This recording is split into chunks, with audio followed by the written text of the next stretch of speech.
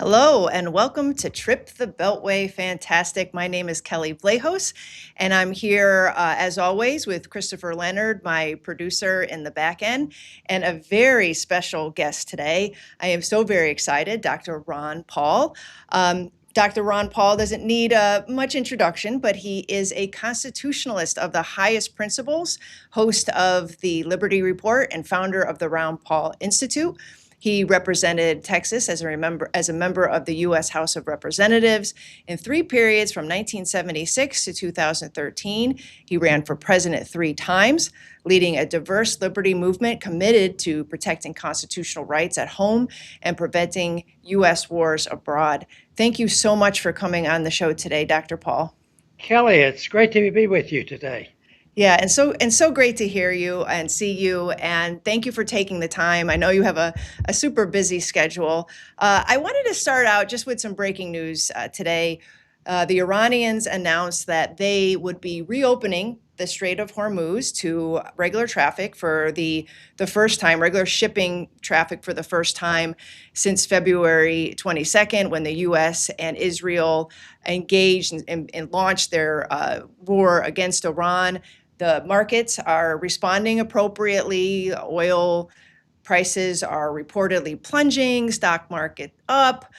Can you talk a little bit about how we got here? And I know we're still getting details about like what concessions the United States needed to make for Iran to do this, but seems to me we're just about back at the status quo before this war began. Well, my first question and reaction is why in the world are we there at all? How do we create these problems? Because we create a problem, we put on tariffs, we start wars, and a lot of money is spent, a lot of people are killed, and then the president got the war over. War's over, tariffs off, take them off. And it demands credits for having a token correction of the problems the administration created. So they're in business for a long time. Today, we don't know exactly. I mean, I think one said that we gave them a lot of money just to go along with this. And you don't know what's going on because you don't know whether the Iranians have run out of weapons or not. And the one thing for sure, I cannot believe anything like this didn't happen with the full knowledge of the money that coming out of Washington. And that means things may change tomorrow, who knows what. But I think the best solution is prevention. In medicine, that's a good idea. Prevention, is easy, except people don't follow the rules in medicine. They don't follow in politics either, because we get ourselves into trouble. But of course, you're a nasty person if you say that, because I don't think our national security was deadly threatened, and therefore I don't think we should be there. So I think the whole thing is a concoction that is totally unnecessary. In the big picture, I think all this activity is guided by this desire and determination that's been around a long time. Unfortunately, it's flourishing now, and that is we have an empire. Not only are we defending it, we're trying to make it bigger. Absolutely. I think you cut right to the heart of the matter there. I was wondering, given your long scope of experience in foreign policy, can you talk a little bit about all the wars that you have personally witnessed? From Vietnam, in which you served in the Air Force, all the way through the Iraq War, well, the first Persian Gulf War to today. How does today's war measure up in terms of foreign policy failure in your mind? Like, what are you thinking in terms of like, where are we? Well, we'd need a long time if you wanted any details, because the first thing is my memory goes back to the early 1940s. I was Right. young, but I was aware of it, and the family was aware of it. And in like World War II, we had relatives, in prison in Germany. At the same time, I was taught to pray for our prisoners over there that are in Germany. So it was crazy, but we have been going on. It's not easy to make the libertarian point with World War One and World War Two. Yeah, it certainly could be made then on, but I still think that generally speaking, that we could have come close to avoiding all the wars that we were in. And I think the statement is that just about all the wars, the people in this country are less free after the war is over, except maybe our Revolutionary War that we were better off and had more freedom. But they add too many they add too many problems, and then they also spend too much money that never gets paid for, and it's all worked in the system. To me, it's amazing that we do as well as we do, but I think most of it is propaganda, especially now. The propaganda, when you look at the economic statistic, it looks like things are pretty darn good. So today we have this wonderful day of, that the war's over. We're going to open up the borders, open up the strait. And the whole thing is they never should have been closed. We had to go 6,000 miles to stir up a war we don't need, we don't deserve, and I think it's morally wrong. It's unconstitutional. That's where we should start. But no, I was drafted in 19 that was 62, and I recall in college. I think the Korean War may have been going on or what, but I was uncertain on what I was study. And I do know that at that time, the draft issue was on my mind because, I knew by the time I was in college that I was never going to pick up a rifle and shoot somebody. And especially under the unknown conditions of war. So I thought, well, I know this in my mind. I knew there'd be a draft, and so I went into medicine, because of protection. But besides, it was a good profession to be in. So the two came together. But that is something that, sure enough, in 1962, during actually it was the Cuban crisis that prompted me being drafted, and then of course I was in there a total years of 5 years in the Air Force. But no, it's been followed. I've been following that very closely, and I think the war issue. I actually decided to run for Congress, not to run for what Congress and win and go to Congress. I had no desire, but it was a burning desire to talk about something that happened in 1974 and 71, and that was the breakdown of the Bretton Woods Agreement and how important. I had been studying Austrian economics. There were predictions. The Bretton Woods system broke down, and so I wanted to speak out about it. And I wasn't wanting. My goal was not to run for Congress, so that was a surprise. But I ended up, staying there off and on. Left there, went back to medicine. So it's a long story, but actually, I I started on the economic issues and the monetary issue, and most people identify me with, talking about the Federal Reserve. But as the time moved on, even though I knew about war and understood war and relatives dying and going overseas, that that foreign policy was very important. But as the time grew, I saw the connection of economic policy, bad economic policy, facilitating these wars. When we were having the presidential debate, I remember one announcement. We had a lot of debates in '08, '07 and '08, and I heard the announcement for the candidate. Well, we're going to talk about economic policies this week, but next week we're going to talk about foreign policy, and that offended me because they go together.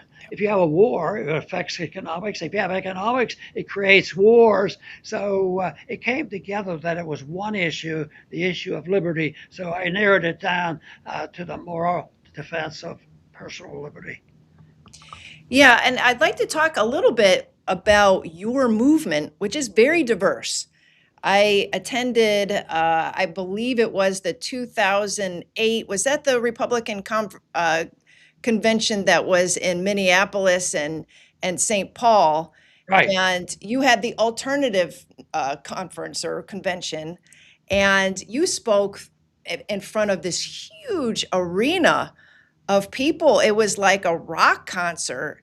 And it was such a contrast to the RNC, the actual RNC. I believe it was the year that John McCain was nominee, and they had just announced Sarah Palin as his vice presidential candidate. And I went to your alternative convention, and I was like, oh my goodness, all the energy is here. And it was very exciting because it wasn't just Republicans or even conservatives. There were independents, there were libertarians, there were left wing anti-war people, many liberty people. It was quite a collection of really excited, organized, and maybe not so organized people. But just to talk a bit about your work on the right. I mean, you have been a very strong voice for reminding people that there is a tradition of anti-war on the right. And I want to briefly just recall one of your debates. I think it's SOT 1, Chris. Congressman Paul, I believe you are the only man on the stage who opposes the war in Iraq, who would bring the troops home as quickly as almost immediately, sir. Are you out of step with your party? Is your party out of step with the rest of the world? If either of those is the case, why are you seeking its nomination? Well, I think the party has lost its way because the conservative wing of the Republican Party always advocated a non-interventionist foreign policy. Senator Robert Taft didn't even want to be in NATO. George Bush won the election in the year 2000 campaigning on a humble foreign policy, no nation building, no policing of the world. Republicans were elected to end the Korean War. The Republicans were elected to end the Vietnam War. There's a strong tradition of being anti-war in the Republican Party. It is the constitutional position. It is the advice of the founders to follow a non-interventionist foreign policy. Stay out of entangling alliances. Be friends with countries. Negotiate and talk with them and trade with them. Just think of the tremendous improvement relationships with Vietnam. We lost 60,000 men. We came home in defeat. Now we go over there and invest in Vietnam. So there's a lot of merit to the advice of the founders and following the Constitution. And my argument is that we shouldn't go to war so carelessly. When we do, the wars don't end. You know, there was some hope, Dr. Paul, that Donald Trump was invigorating or reinvigorating that ethos that you were talking about on the right. Has he steered us in the wrong direction? Did he abuse the hope by conservatives that he was going into an anti-war direction?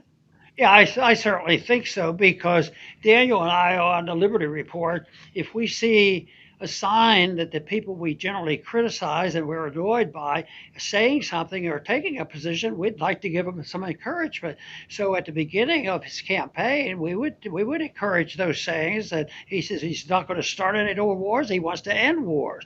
And but right now he's suffering the consequences because he's lost his credibility.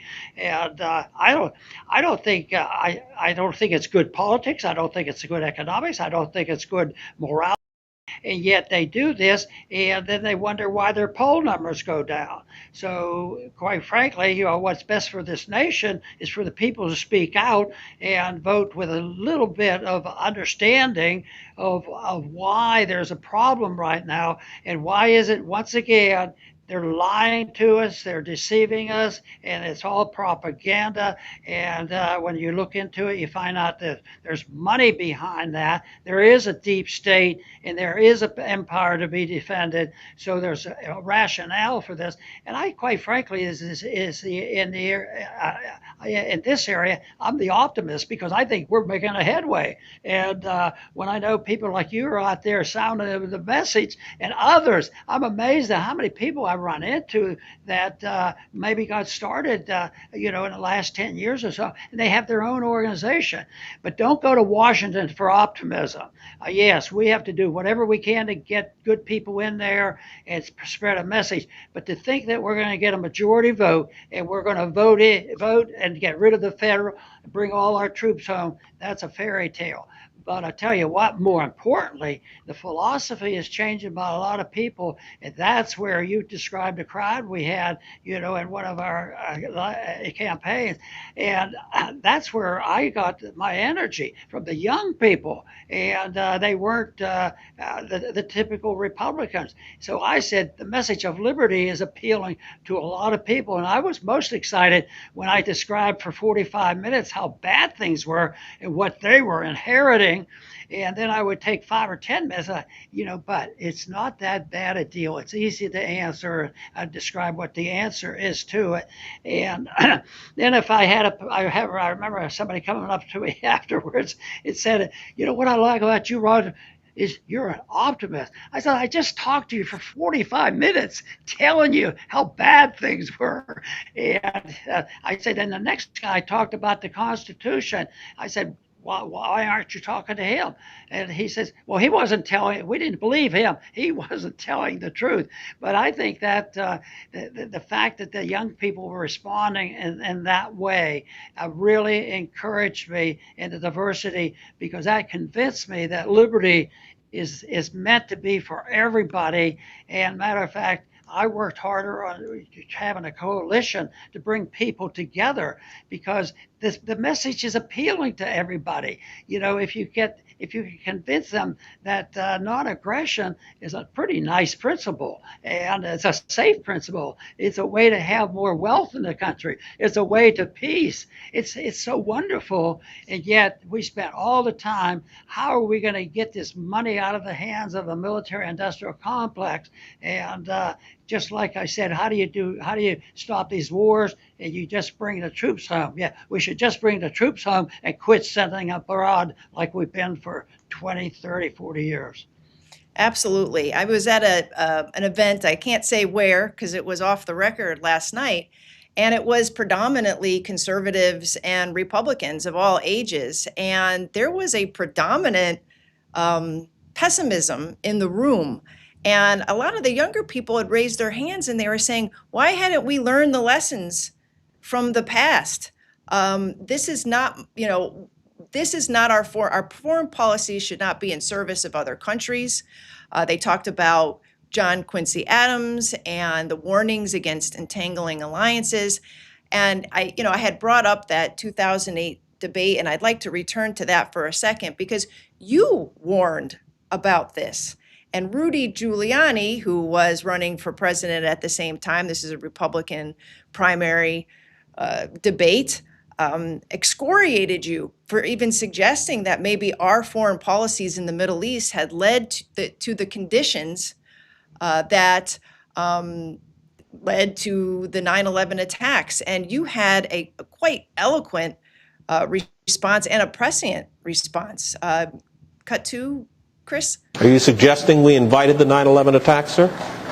I'm suggesting that we listen to the people who attacked us and the reason they did it. And they are delighted that we're over there because Osama bin Laden has said, I am glad you're over on our sand because we can target you so much easier. They have already now, since that time, have killed 3,400 of our men, and I don't think it was necessary.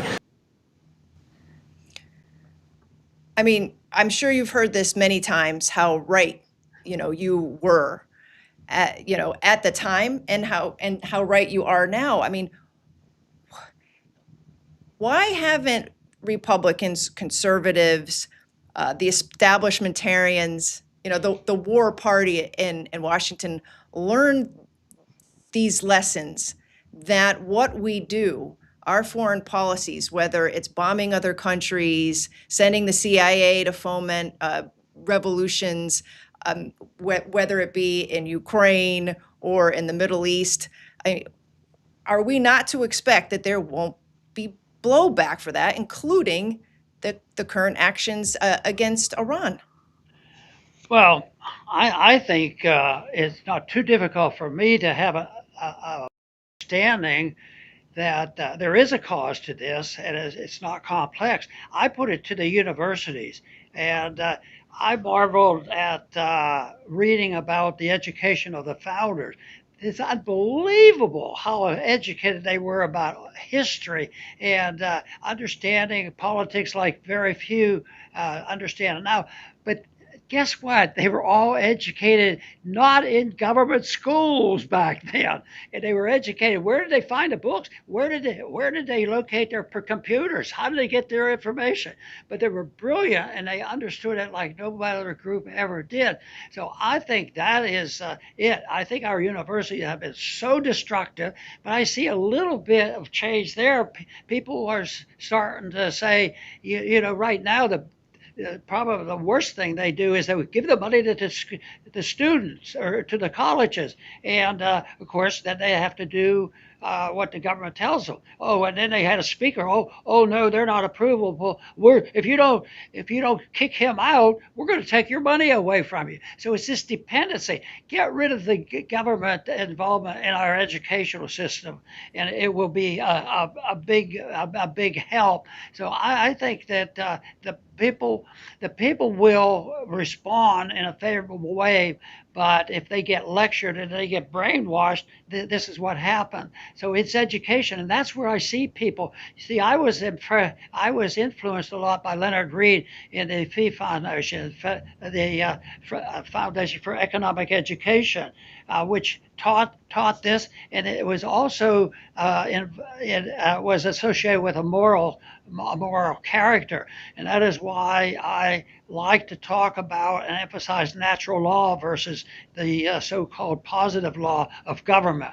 That natural law is something that was given to us, I think, in a spiritual way, and even when you go back thousands of years, they had some rules. Even before they had printing presses, they had rules that basically said you're not supposed to murder people, you're not supposed to steal. In order for civilization to survive, they had to have those fundamentals. So the natural law theory, I think, is very exciting, but it also cancels out all these other things. So the people I met in Washington, they weren't on that wavelength. And that's why that night that Giuliani got after me, everybody wanted, when are you going to drop out? That was the press. I didn't know. I wasn't even aware of what the reaction was. But it turned out that it was a pivotal point for my effort to reach a lot of people with this message. I'm thinking about how bad this war in Iran has been for the interventionists and their policies in Washington. And I'm going to try to put on my optimism hat here, because I think this has been such a blunder that the United States and Israel, cooperate to bomb the hell out of Iran.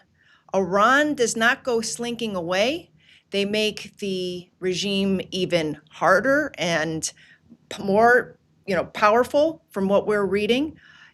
Iran closes the strait, has all sorts of leverage. They are able to lash out at the Gulf states and put them on notice.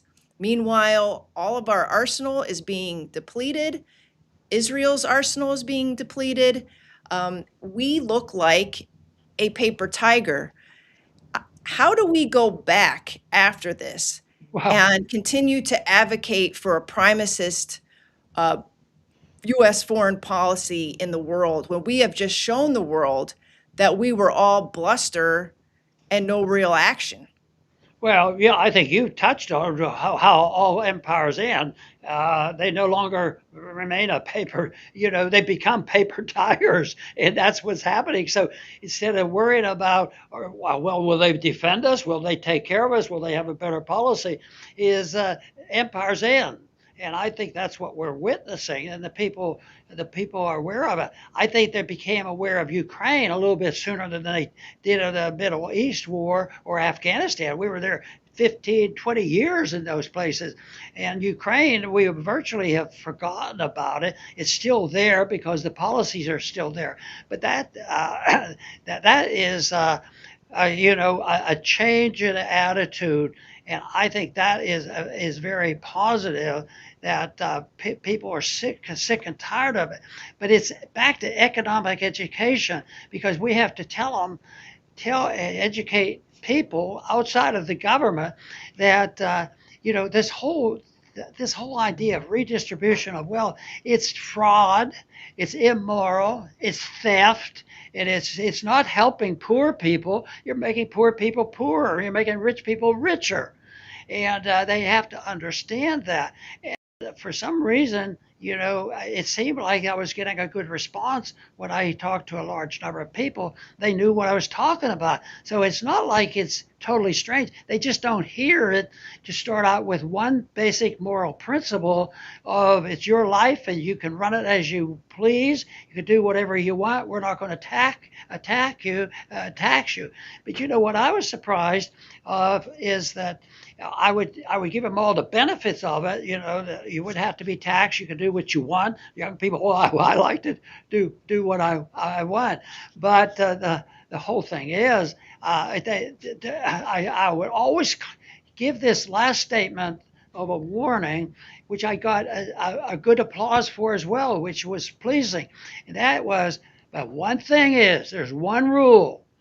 You cannot take advantage of other people. You cannot use force. And if you do, or if you get into trouble, if you have your own money and you invest it and you go broke, you can't go crawling to your government to steal it from your neighbor.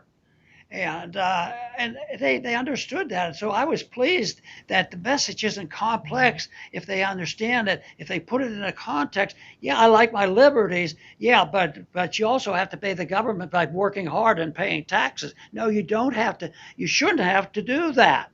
And the founders, just think of more than half of our history, we didn't even have an income tax, and it has to be defined. It's theft, it's robbery, it's a immoral act, and it's counterfeit, and that's what our government is. So the people, the one thing Bastiat said, if you and I can't do it, we can't steal, lie, cheat, and kill, and all these terrible things that everybody knows are wrong.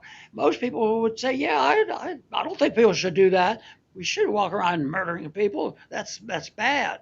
But what they don't follow through with is, why do you let the government do it and give them this power and then turn it into this scramble to send the lobbyists, the special interests, and the total opposite of a republic. It is a pure democracy where the mob gathers together. They have their different group, and they become the mob. It's mobocracy.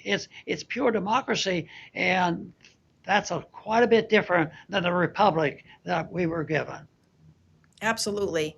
And I know you're talking a lot about younger people. And one of the things I wanted to talk, to ask you about is we are seeing more and more younger people questioning, whether or not to serve in their country's military.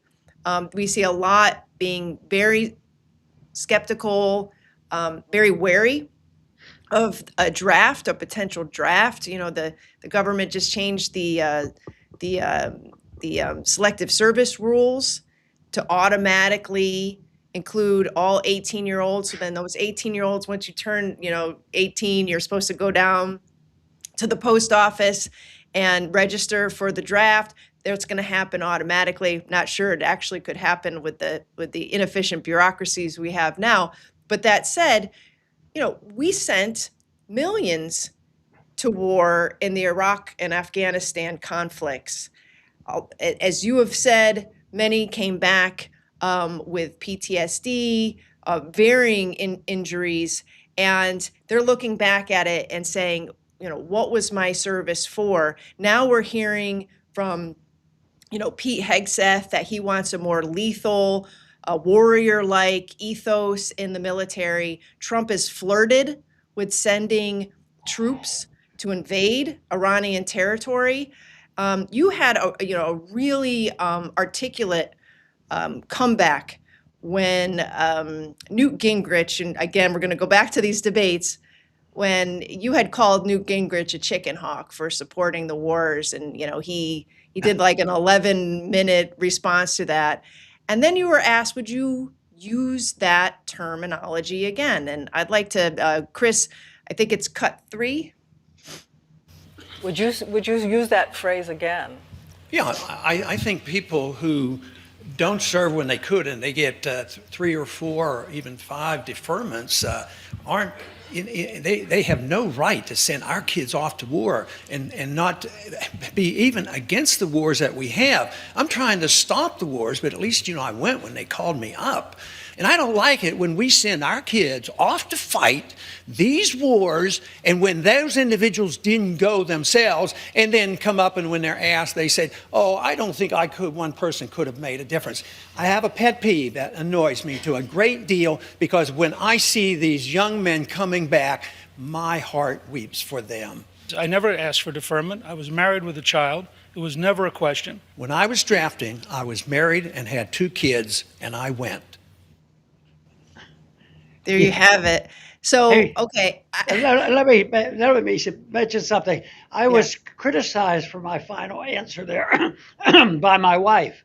She said, "Yeah, you had 2 kids, and in spite of that, I went." She says, "You had 3." She was pregnant and ready to deliver. She was a true Oops. believer, and I always got a kick out of her interpretation. Yeah. Well, I have to say, I've been to a lot of your events. The Ron Paul Institute puts on amazing conferences every year, and I leave there very heartened. And I believe that you're 90 years old, and you're still at it. And I'm thinking you might get a lot of your energy and adrenaline from seeing all of these young people coming to the conferences, asking you questions, leaving there inspired to sort of like bring the movement forward. And I would imagine that a lot of that hinges on their and your concern that they might be sent into one of these needless, unnecessary wars someday. Well, I get excited because there are converts all along. There were a couple. Linda Reed always said, educate, know the issues, and be confident in explaining, the philosophy. And he says, when you are in that capacity, he says people will come and ask you questions, and that'll be a good sign. So his idea of people being bombastic, I know this, and you do it this way, and it wasn't my nature anyway. So his advice really fit into a different approach. But I did have at least 2 or 3 congressmen come up, and they would sit down beside me and say, tell me what you're doing. And sometimes they'd be Democrats, but they were fascinated because, libertarianism is the only real coalition. I don't like, the combination, the middle of the road, come together, and each side gives up what they believe in.